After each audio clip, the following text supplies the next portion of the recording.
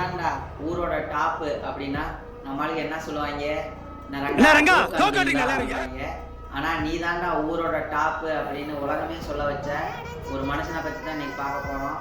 பாக்ஸிங்லயும் சரி, கருப்பின மக்களுக்கு எதிரான அடக்குமுறையிலையும் சரி, முதலா வந்து நிக்கிற 20ஆம் நூற்றாண்டின் தலை சிறந்த பிளேயர், த கிரேட்டஸ்ட்னு எல்லாத்தினாலும் செல்லமா அழைக்கப்படுற முகமது அலியை பத்தி தான் பேச போறோம்.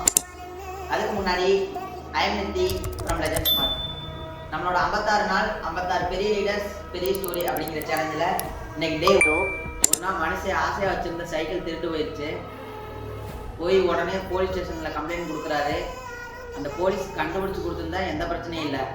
ஆனா போலீஸ் என்ன சொல்றாருன்னா, கோவம் வந்தா அடிக்க கத்துக்கோடா அப்படின்னு சொல்றாரு. அன்னைக்கு ஆரம்பிச்சதுதான்டா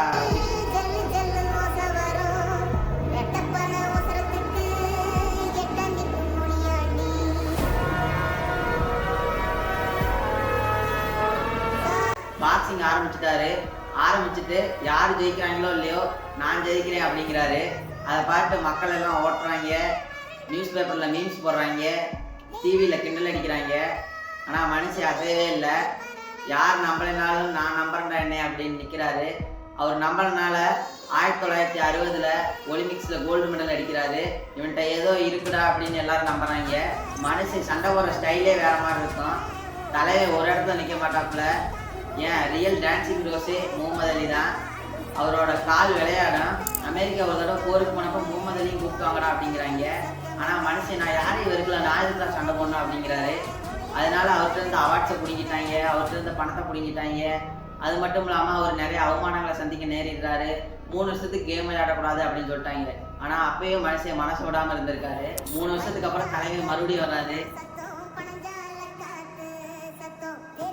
ஜார்ஜ் ஃபோர்மேன் உலகத்திலே பவர்ஃபுல்லான பாக்ஸர். அவர் கூட தான் சண்டை. ஆடியன்ஸ் எல்லாம் சொல்றாங்க இன்னைக்கு அலி முடிஞ்சாண்டா அப்படிங்கிறாங்க. ஆனா நம்மளால அலியை பத்தி தான் நமக்கு தெரியுமே. யார் சொல்றதையும் காதுக்கே போட்டுக்க மாட்டாப்புல, நான் தாண்டா அப்படின்பாப்புல. அதனால அங்க நடந்தது அதே மாதிரி தான் நடந்தது. Rumble in the jungle. அலி சொன்ன மாதிரி ஜெயிக்கிறாரு. ஆனா அதுக்கப்புறம் நடந்ததுதான் சோகம். முகமது அலி பார்க்கின்சன்ஸ் அப்படிங்கிற நோயினால பாதிக்கப்பட்டு அவரோட கை கால்லாம் நடுங்குது. அவரால் சரியா பேச முடியல. லாஸ்டா ஒலிம்பிக்ஸ் மேடையில தீப ஏற்றும் போது உலகமே அழுகுது. ஜூன் 3, 2016 அவர் இந்த உலகத்தை விட்டு பிரிகிறாரு. ஆனா அவரோட தைரியமும் தன்னம்பிக்கையும் நேயமும் இன்னும் வாழ்ந்துட்டு தான் இருக்கு. இந்த மாதிரி கண்டென்ட்டை மிஸ் பண்ணாம பார்க்கணும்னா நம்மளோட இன்ஸ்டாகிராம் அண்ட் ஃபேஸ்புக்கை ஃபாலோ பண்ணிட்டு நம்மளோட யூடியூபை சப்ஸ்கிரைப் பண்ணி வச்சுக்கோங்க. அது மட்டும் இல்லாம நாளைக்கு பேசக்கூடிய அந்த 3ஆவது லெஜண்ட் யாரை தெரிஞ்சா கமெண்ட்ல சொல்லிட்டு போயிருங்க.